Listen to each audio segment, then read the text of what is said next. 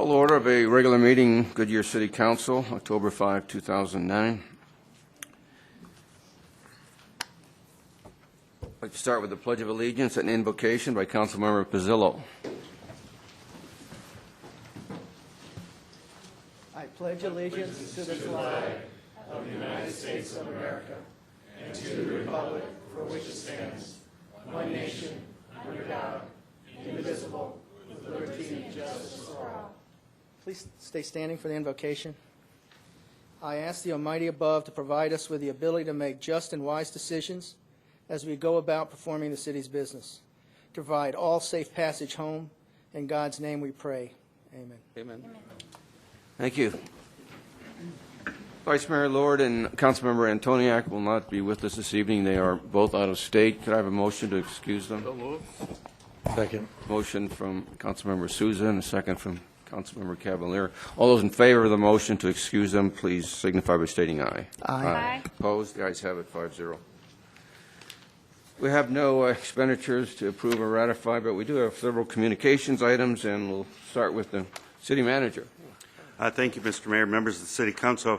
I have the pleasure of announcing 12 different awards that the city has received in the past few weeks, and I wanted to acknowledge the staff members who have worked so diligently in these awards. First, the International Festivals and Events Association paid tribute to Goodyear Ballpark Spring Training, the inaugural season, on September 23rd. We were presented with 7 awards in the prestigious IFEA, Haas, and Wilkerson Pinnacle Awards competition. Awards were won in the following categories for events with budgets under $250,000. These are all gold awards. Best Event Program, Interior 4 or more colors. The Best Promotional Brochure, 4 or more colors. The Best Miscellaneous Printed Materials, multiple pages, gold. The Best Cover Design, gold. The Best Sponsor Follow-Up Report, gold. And the Best Overall Sponsorship Program, gold. And the Best Volunteer Program. These 7 awards, we really want to thank Mike Svets, Nathan Torres, and Debbie Davini, along with everybody else at the ballpark and everybody else with the city that worked on this. So thank you very much for those awards, gentlemen. And Ms. Davini. Secondly, we're very pleased also to note that the Goodyear Skate Park has won the Best Skateboard Park Award for the 31st Annual Best of Phoenix issue by the New Times. Mike Svets is the person responsible for the skate park and all of his operational people. We want to acknowledge that also. Thank you. And then the Goodyear received 4 top awards at the 3 CMA National Marketing Association's Savvy Award competition. You'll recall last year we won the best award in the country. This year we also won the Marketing and Communications Program for the ballpark, won both the first place Savvy for Economic Development and the President's Award. These are both very prestigious awards. And the In Focus was honored for the 2nd year in a row with the first place Savvy for the best magazine, and it also received the Award of Excellence for Citizen Newsletters. We want to acknowledge the great job that Paula Hilardo and her team did on marketing the ballpark and putting out In Focus. Paula, Michael Leone, Nora Fascinelli, and Dina Martinez put a lot of work into these efforts, and we really appreciate the awards that you won. Thank you, Paula, and everybody. That's all I have this evening, Mr. Mayor. Okay, and I just have one item, and that is I attended a meeting on Friday, and it had significant results, I think, for all of us, so I wanted to briefly summarize them, and I will be brief. But I think many of us remember Laddie Coor because he's from this part of the valley, and he became the president of ASU. But now he is the CEO, I believe, for what they call the Center for the Future of Arizona. And he was the guiding light in a significant survey a poll taken of 3,600 people in the state. That's a lot. That's a big survey. And the objective is where do we want to go in the state of Arizona? And I've given a copy to the city manager and the attorney and now every council member. But if you'd like a report on this, it's www.arizonafuture.org. And so it talks about what do the people expect from the leaders in the future, and how do they feel the state stands today? And it's sort of very revealing. And in fact, I think the demographics are typical for this city, not just the entire state, but they're very typical for this city. But 6 overarching results, which I think we all need to be aware of, is first, Arizona citizens agree on more than they disagree. There is remarkable consensus among Arizona citizens on a broad range of issues and policy positions, regardless of where people live. There is also more agreement than we expected by gender, age, income, education, and ethnicity. There's more there, but I won't read that. Secondly, Arizonans are surprisingly attached to their communities. When the center began this study, we wondered if Arizona's high rate of in-migration meant that citizens were a little detached. Apparently, that's not true. The Gallup Arizona poll measures the emotional attachment people feel for place and found that 36% of all Arizona citizens feel passionate about and loyal to their communities.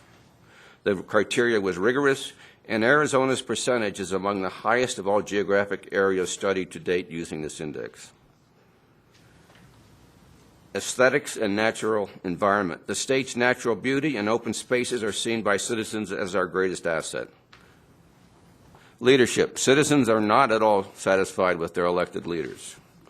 Only 10% believe that elected officials represent their interests, and only 10% rate the performance of elected officials as very good. Of the 6 leadership qualities presented in this poll, citizens strongly agree that leaders need to understand complex issues, but they also want elected officials who will cross party lines. Like the rest of the world, Arizona residents want jobs. Only 6% of our residents rate Arizona very good for job opportunities. Arizona is not a great place for young college graduates. Only 11% of our residents believe their city or area is a very good place for young college graduates looking to enter the job market. This is not a result that can be easily dismissed. What attracts young professionals to a place? Why are some areas a magnet for talent? Beyond a good job, talented young people want nighttime entertainment and recreational opportunities. And it goes on and on. It's a fairly lengthy report. It's an easy read. And there's reason to believe that it's valid. So I'd encourage you to go to the website if you could, or try and get a copy of this report. I got all I could from that particular meeting. But it says a lot about what we think of ourselves and where we want to go. So I urge everybody to read it if you get a chance. And even try to get a chance to read it. I think it will help us as we attempt to guide our city over the next decade. You're going to be reading about it, so you may as well be up on it. Okay, we'll now move to opportunity for citizens to address the council on any issue that is not on this evening's agenda. Mayor, I do have one speaker card. Okay. Roger Matlin. Okay.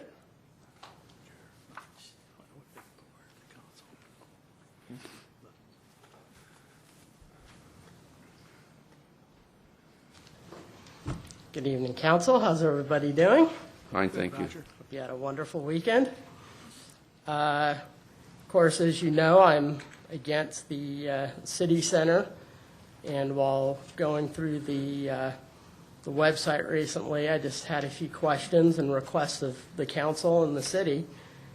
And that was, when going through the website, you talk about the council meetings and the agendas as well as the minutes.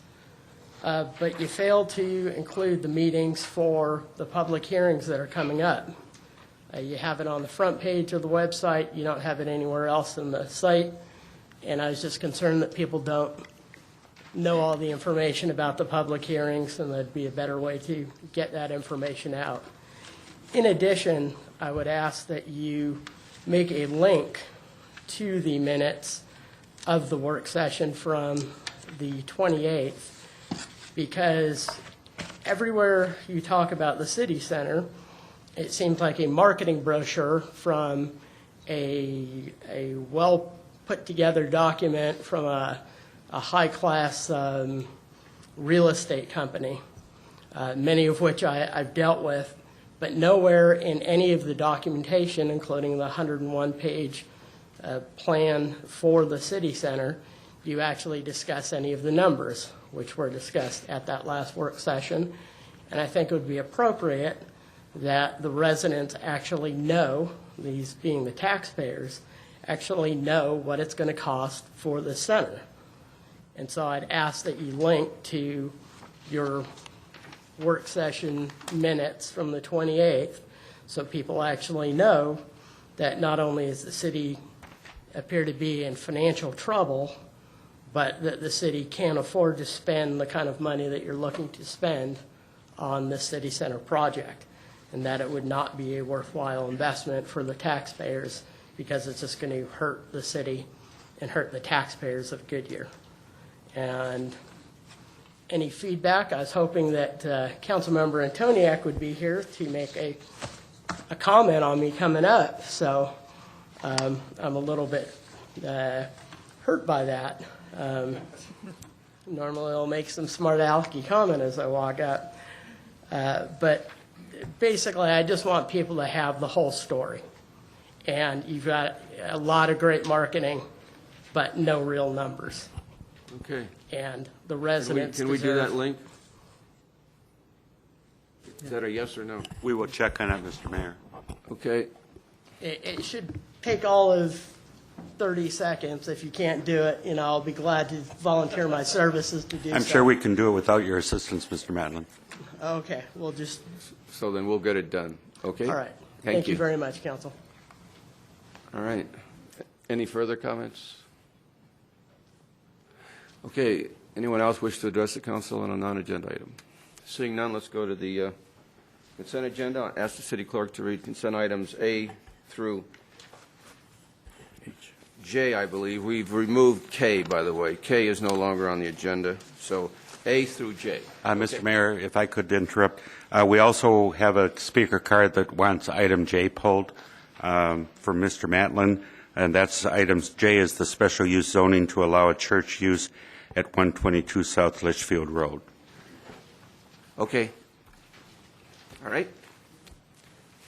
Item A, approved draft minutes of a work session held on September 21st, 2009.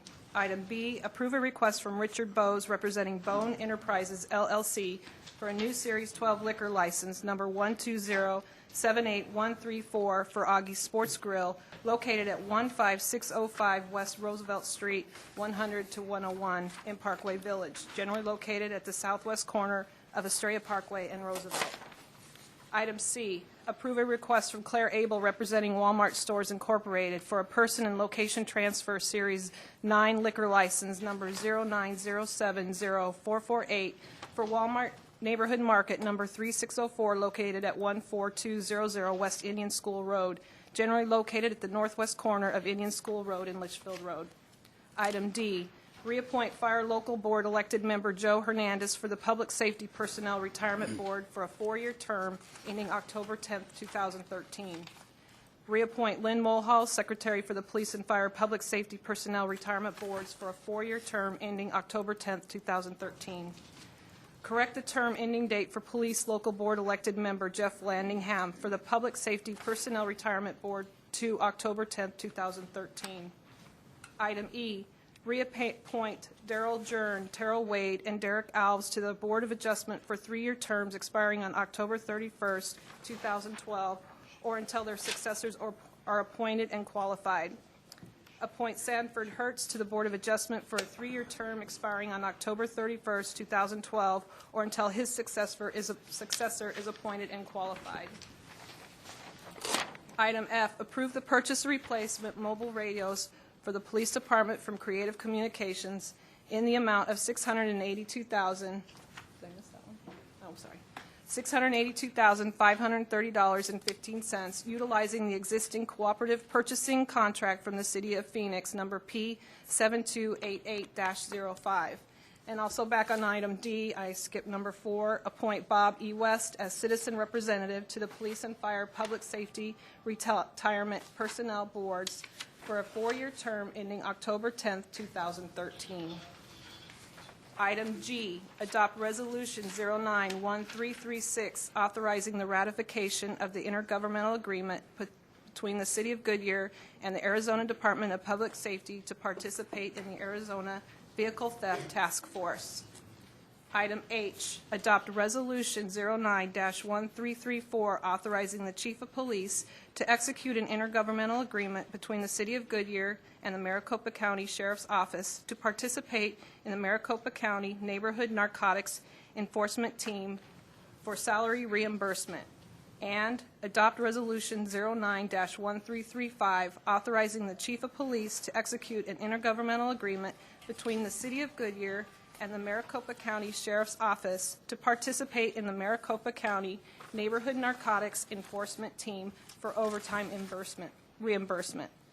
Item I, adopt Resolution 09-1333, authorizing the City Manager and Chief of Police to execute the intergovernmental agreement between the City of Goodyear and the Arizona Department of Public Safety to participate in the Gang Intelligence Team Enforcement Mission State Gang Task Force. Is that okay? You want to read J and then we'll pull it? Okay, I'm sorry. Item J, approve the request for special use zoning to allow church use for the Faith Harvest Church on 5.62 acres in the light industrial zoning district at 122 South Litchfield Road, subject to stipulations. Okay, would the individual who wishes to have that removed, are you here to ask a question, or do you want it removed for separate voting? Roger?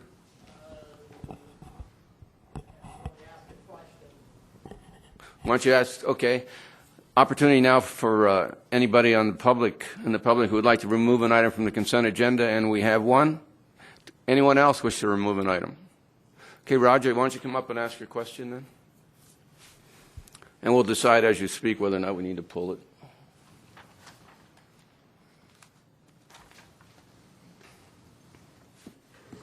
Good evening. Roger Matlin, resident of Goodyear. I was concerned about item J just because the property that is in question is, I believe, in the brownfield contamination zone. And I just wanted to make sure that we didn't end up in another lawsuit like we seem to have with a number of projects that we have approved here in the city of Goodyear. And that full disclosure was made to the church that it is in a zone that has groundwater contamination underneath it, and whether or not they have signed a waiver acknowledging that they understand that. And the real concern is just that. I note that in here it talks about having a children play area and things like that. Obviously, I don't want any children or any residents or anyone going to the church being harmed if that is a possibility, because of that particular site was, I think, pretty significant in the groundwater contamination. Okay, I believe this is a lease of a property. It would have required the lessor to have full disclosure on the status of the property and the land there. And we also have had attorneys working on this for quite some time. This is not a brownfield, it's actually a Superfund site. Oh, okay. Again, the website is not very clear on a lot of these items, but I do know the groundwater is contaminated, and just want to make sure that people are safe going to this facility. Since the city is approving it for a change in zoning, Okay. then that is a city matter that can obviously get taxpayers again or the city into trouble if we approve it knowingly. So I just wanted to bring that up and request Okay, whether or not that's been looked into. I think Katie Wilkins has an answer to your question. Thank you. Just to clarify, the property is in the brownfield redevelopment area, but it is not part of the Superfund site. The property receives water from the City of Goodyear Water, and so there is no contaminated water. They have clean water to serve the area. There's also been environmentals on the site, and the ground is not contaminated immediately, so there's not concerns with children on the grass being contaminated. The property owner also is aware that it is on the brownfield redevelopment area. You sure that's not a part of even the Goodyear Tire and Rubber Superfund? There's two Superfunds. To be honest, I'm not exactly aware. I think but- it is. But your answer is fine. In fact, the people have to know the situation on that property. But we probably do need to clarify whether it's a brownfield or a Superfund. The brownfield goes all the way to Thomas. The Superfund goes all the way to Thomas. It's hard to believe that it doesn't exist 100 yards south of. Well, I know the plume Source. goes immediately north. Yeah. So if the council wish, we could add another stipulation requiring notification. I think so. Okay. All right, well, thank you.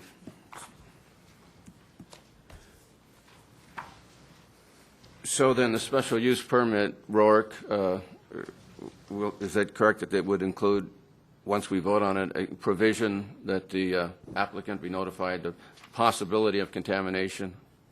That would be, what your stipulation would be, that within 10 days of tonight's meeting date, that the applicant be served with notification of the location of this site within I believe it is the Superfund site. I do too. Okay, and they should be notified. I would be surprised if they didn't know. I think so too. But, okay, anyone else wish to pull an item from the consent? Anyone on council, and we'll get to how we'll handle this one. Anyone on council wish to remove any item from consent? No, I'm good. Okay, so could I have a motion to add a provision to, what is it, I It's, or J? J. J. Could I have someone so, make that motion? so moved, As was read by as was read the by attorney. the attorney, right. Is that all right? Yes. Okay, a motion from Councilmember Cavalier and a second from Councilmember Souza. All right, so I have a motion modifying the original motion on J. All other items on the consent agenda remain as is. So could I have a motion to approve the consent agenda, A through J. I, and J with a modification to J? Second. Okay, motion from Councilmember Souza and a second from Councilmember Pizzillo. Roll call vote, please.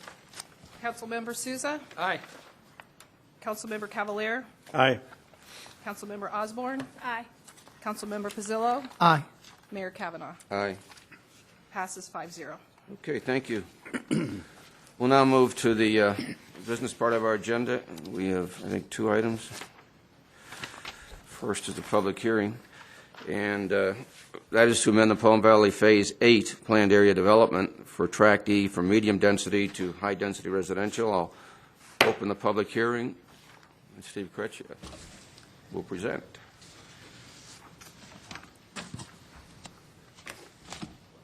Thank you, Mr. Mayor, council members.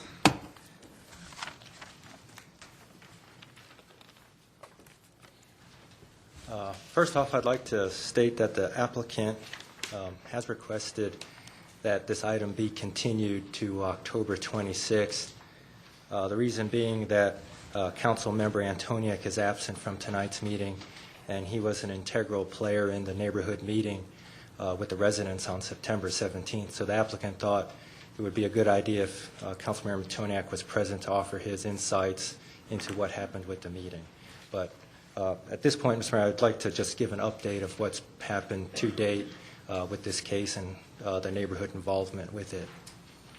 I have a question. Yes. I thought there was an understanding here that an accord had been reached between the developer and the residents of the area in a meeting that they had. Is that true or not true? Mr. Mayor, council members, I think our staff opinion was that the developer and neighborhood residents did come to some points of agreement. There probably were some items that they still weren't 100% together on, but that there was some headway in items that they could agree upon. I know that there are several residents here tonight who can provide more clarity. They did meet after the city's neighborhood meeting, the meeting we had on September 17th. The neighborhood met just as an internal neighborhood meeting. A memo was transmitted to council, I'm aware of. The details of that meeting, I'm not fully aware if anything additional has come from that meeting. But when this meeting was held, according to the record we have here, there were only 3 residents that were present at the time of this meeting was conducted. Is that true? Councilmember Sousa, this meeting on September 17th, this last meeting, Yeah. there were several residents, I think maybe a dozen or more residents of the area who did attend. Well, they evidently they just had one spokesman then. At the June 22nd meeting, I think I remember at council there was only 1 or 2 neighbors who actually spoke, but the last neighborhood meeting was well attended. Well, there certainly isn't indicated in this report. Thank you. All right, well, let's proceed with the the public hearing. Thank you. This is the property that council did look at on June 22nd. Here's Pebble Creek Parkway, Saraville, McDowell Road. It's the northeast corner of McDowell and 159th. It's 7.5 acres. The original request that council heard was for an increase from medium to high density, basically from 12 units per acre to 18, and a 50-foot setback instead of 75 feet along this east property line, and also a request to go higher to 40 feet in height in lieu of the allowed 30. On the June meeting, the item was continued. Council directed the applicant to look at revising the site plan, try to make it more compatible with the neighborhood, especially with some of the comments that did come from the neighboring residents. In response, the applicant did revise the site plan.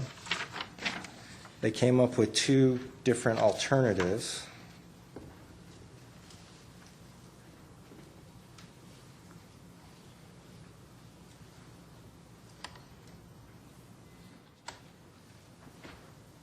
And this is the first alternative, and this alternative goes with a mix of 2- and 3-story buildings. It maintains the 75-foot setback that's required in the zoning ordinance here and here as well. All buffers and landscape setbacks are met.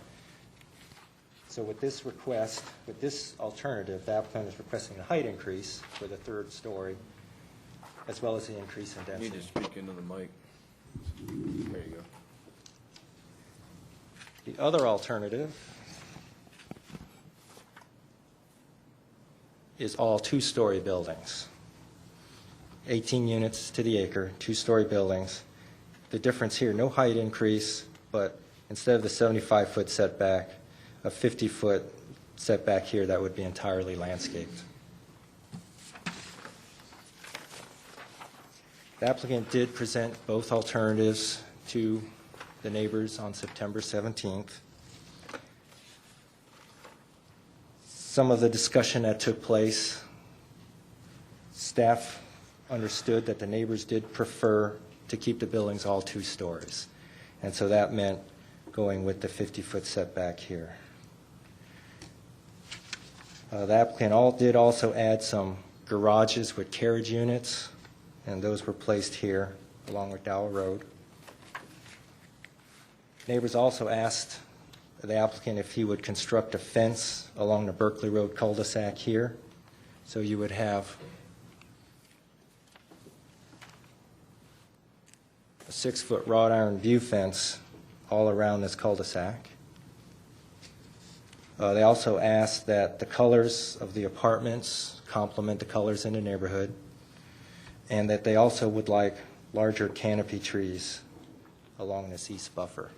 Our understanding, staff understanding, was that the applicant was agreeable to all these items asked for by the residents, and staff did make all of those stipulations of the approval of this rezone. With that, Mr. Mayor, that concludes my update to this point. Applicant is recommending, again, that this item be continued to October 26th. The applicant is here to answer questions if need be. But you're saying, really in response to Councilmember Sousa, that the option two, there is agreement with the between the applicant and the citizens, is that correct? Mr. Mayor, the best I can say is that's my understanding, yes. Okay, well, we'll find out then, if there is agreement. Okay, would the applicant like to speak?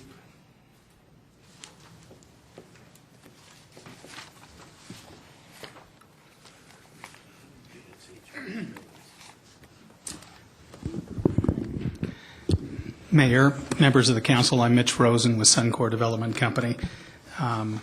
We've been, I didn't check, but I think we've been working on this project for roughly a year. And I want to note in the trenches that the staff early on recognized the sensitivity that this project was to the neighborhood, and it has evolved over time. We initially went through the process of providing a conceptual site plan, because that's what is required when a PAD is submitted. But as we went through the process, one of the things that we heard loud and clear was the concern from the neighborhood as it relates to this just being a conceptual plan, and that it can change. And so in response to that, one of the things that we agreed to do was not make it a conceptual plan, and instead, as we went back and we met with our architect and we met with the developer, and we like so much the La Borgata project, which I hope that you've all had an opportunity to look at, but we took the La Borgata project and we figured out how to put it onto this property. And the site plan that has been submitted is the same product as the La Borgata project. The stipulation ties this zoning change to, or I'm sorry, the PAD amendment to this specific site plan, as well as the building elevations. So if you want to see what it would be, that would be the La Borgata project. I think I did receive from staff an email from the neighbors. We had a very good discussion at our neighborhood meeting. We worked to try and respond to each of the concerns whenever we possibly could. And there are 4 bullet points in the memo that was sent by one of the neighbors, I assume representing all of them. The only outstanding item, it appears, that has not been a stipulation on here, and I'm not sure, perhaps the neighbors could respond to it, but it reads that they prefer a 75-foot setback with only 2-story dwellings, which we're doing all 2-story dwellings. Can we lower the limits of the units per acre to a happy medium? In order to build a project as fine as a La Borgata project with the amenities that La Borgata has, you need the density to be able to do it. That's how you can support clubhouses and swimming pools and those type of things, that, especially on such a small project as this one. So we hope that we have responded to the neighbors' concerns. We have understood the neighbors' concerns. I'm sensitive to them, and we hope that they are supportive of it. Okay, thank you. Thank you. Okay, now we'll receive public comment. Do you have any cards? Would anyone in the public wish to speak? Yeah, one back there. Yes, sir. Sir, I'm sorry, there were no comment cards out there when I arrived.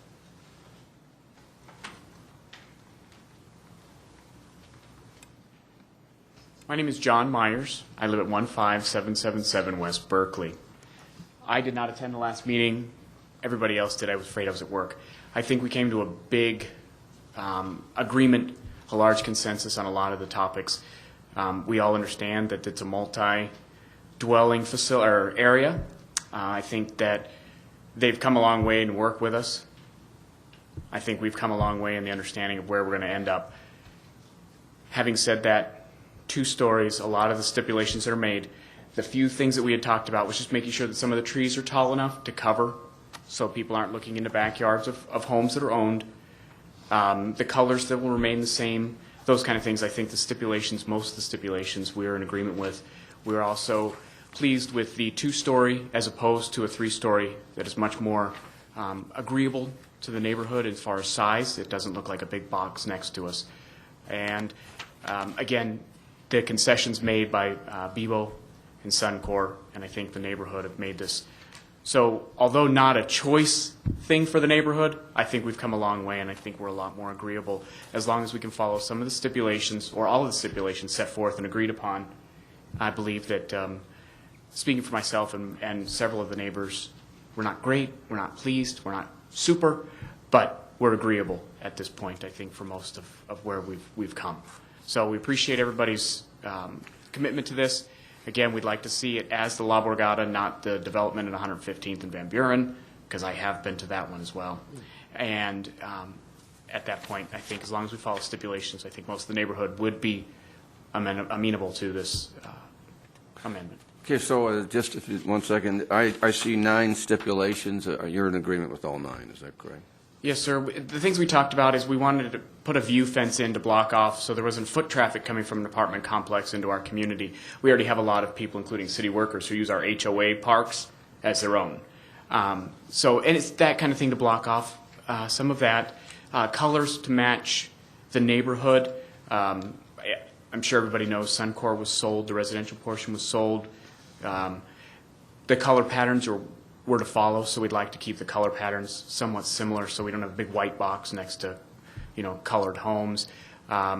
The setbacks, we understand that there's only so much they can do to make sure that they have what they need, but instead of a 24-inch box tree, we're talking about trees of certain height so that they cover areas as opposed to just being a box description, but a height description, and those kind of things. Yes, sir. Okay, could those who are, would anyone else like to speak on this item? Or if in fact you're in the area and you have a view on it and it's, the gentleman, your view is supported by his comments, would you please rise so we can see if there's anyone who objects? And do you support the gentleman who just spoke? Okay, thank you. And Suncor, you support the 9 provisions, stipulations? Yes, I do. I think it'll make it a good project. Okay, thank you. See any reason not to move ahead? Not at all. I'm concerned about the numbers of apartments. Okay, all right, well, let me get to that then, but, so I can close the public hearing. Close the public hearing. Okay, now, we can ask the chairman of the Planning and Zoning if he'd like to comment during your comments, okay? Public hearing is closed. It's now open to the council, and let me go to my paperwork here. I'll ask the clerk to read the ordinance by title only, please. Adopt ordinance 09-1195, amending a portion of the Palm Valley Phase 8 planned area development to amend the planned land use for Tract E, a 7.58-acre parcel generally located at the northeast corner of 159th Avenue and McDowell Road, from medium-density residential to high-density residential, and to decrease the minimum building setback from the east property line from 75 feet to 50 feet, adopting supplementary zoning map number 08-010 to provide for the zoning amendment, providing separability, and providing for an effective date. Okay, could I have a motion to approve the resolution, the ordinance? So moved. Motion? Second. I have a motion from Councilmember Souza and a second from Councilmember Pizzillo. It's open for discussion. Let's start over here. If there's an agreement between the developer and the neighborhood, which I understand, I don't see why we can't move forward. Mr. Mayor, when this development was first presented to the council, I was totally against it because of the height provisions and the comments that were made by residents relative to the project itself. Now with these 9 steps, I think that we're in accord, and if the gentleman that just made his presentation is speaking for the entire group of residents, then I'm for the new agreement. Okay, thank you. Councilmember Osborne? Well, I'm a little torn. The 8 years that I've been looking at planning and zoning projects, the higher density concerns me, and it concerns me for a few reasons, because this development is being kind of marketed to families, and I don't think that this is going to be the best family situation there. On the other hand, though, we have a developer that has really bent over backwards to try to make a community happy. And if we leave the zoning alone, we really don't have as much flexibility to make the neighbors happy. And so I am kind of torn at this. I'm still thinking. Go ahead, Frank. Councilmember Cavalier? Yeah, the only concern I had is that on 7.5 acres, we're putting 1,350 people, 1,350 apartments, and that's at least 2 people in each apartment. We're talking 26. No? That's what I count. 7.5 acres.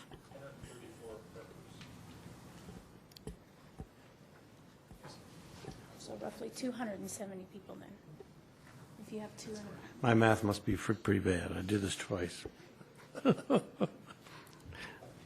Okay, so, Do you have any problem with the numbers as they really are? Revelations, Frank, revelations. well, no, and Okay. I do have to say, in the future, we're going to have to start thinking about vertical. Other cities are doing it. Other cities are thinking vertical, and we are going to have to think vertical because we can't exist if we continue to keep our apartments or our houses at that low level, because we'd be the only city in the world doing it because everyone else is going up. And that's where they're getting their density. They're putting high rises in, they're putting higher density in. So I guess I'm okay with it. I just thought we would hear more from the neighborhood. And, We did hear from the neighbors. Yes, I know, but I thought we'd hear more negative from it. No, I'm fine with it. Could I ask the Planning and Zoning Chairman, would you like to comment? Thank you, Mr. Mayor. Gary Gelser, Chairman of the Planning and Zoning Commission. I have seen this project for probably the last four and a half months, and I want to, if you leave the zoning at a 12 apartments or 12 units per acre, what that does is it limits the developer and the owner of the project to certain amenities, and has to, because of basically you have, if you have 134 units, you can build a better pool, you can build a better clubhouse, you can put in the nicer things that people want. And if you leave it at 12 units per acre, which is 84 apartments, you're going to to make it viable, he's going to have to scale this project back. The second thing is, that's an economic decision. But the second thing is, if you look at our general plan, this project is in our high-density overlay district, where someday we will have mass transit running up and down McDowell and up and down Pebble Creek Parkway and down into the Australia Mountains. So as Councilman Cavalier said, I supported the project when there were 3-story buildings, and you know that I am a vertical person and I like, tall buildings. If the project can be built at the quality that the applicant is stipulating at a 2-story project, the density is what's going to make it into an exceptional project and not just an average project. And that's why, one, he's putting in a buffer that is bigger than what normally we require. I mean, when we require trees, we require 24 box-inch trees. He's going to alternate with 36-inch box trees, and in 3 years, those trees are going to be very high, and those neighbors are not going to see this apartment complex. One, he's made many concessions. Two, the neighbors, I'm not sure whether they understand downsizing and downscaling a project because of the amenities. So thank you very much. You're welcome. I think we're ready to vote, but Council Osborne, would you like to comment further? No, I think that, as Chairman Gelser stated, a lot of concessions have been made. And I think that if we leave it alone, the product that may come out will not be as nice to the neighbors. So I think that really this is a win-win for both. Okay, can I have a roll call vote then? I'm sorry, just one question. Why were we holding off for Mr. Antoniak again? just to let him give comments, or? I think the owner said that he was present at the September 17th meeting, and they wanted his input to the council. Okay. I don't think they do anymore. I think it's, okay. Roll call vote, please. Councilmember Cavalier? Aye. Councilmember Osborne? Aye. Councilmember Pizzillo? Aye. Councilmember Souza? Aye. Mayor Kavanaugh? Aye. Passes 5-0. Okay, thank you. Thank you for the applicant's input and the citizens' concerns. So thank you very much. All right, we'll move on to approve consider a minor general plan amendment for waste management. And Katie Wilkin. Thank you, Mayor Kavanaugh, members of the council. On January 8th, 2007, City Council adopted Resolution 07-1113, which approved the Sonoran Valley Major General Plan Amendment. During the time of this amendment approval, Montage Holdings and Waste Management were negotiating a land swap which would relocate the entrance to the Butterfield landfill to the west. One of the pieces of property involved in this land swap was located between 91st Avenue and 99th Avenue, just north of State Route 238, and the Butterfield landfill is located along 99th Avenue. This property is owned by Waste Management, and it's surrounded by BLM land to the north, Amaranth Development to the east and south, and Waste Management property to the west. The property that was part of this land swap is currently owned by Waste Management, but with the transaction, it would have been owned by Montage Holdings. The property was designated medium-high density residential in anticipation of the relocation of the Butterfield landfill entrance. However, a stipulation was added to Resolution 07-1113 that stated that if the land swap transaction did not take place within 18 months of approval of the resolution, then the city would initiate a general plan amendment to designate the land as light industrial.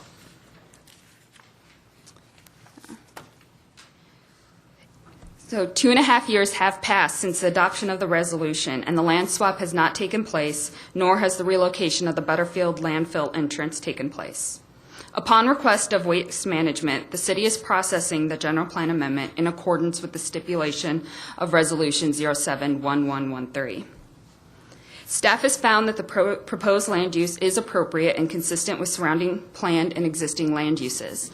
Notice was sent to surrounding property owners, and no comments or questions were received by staff.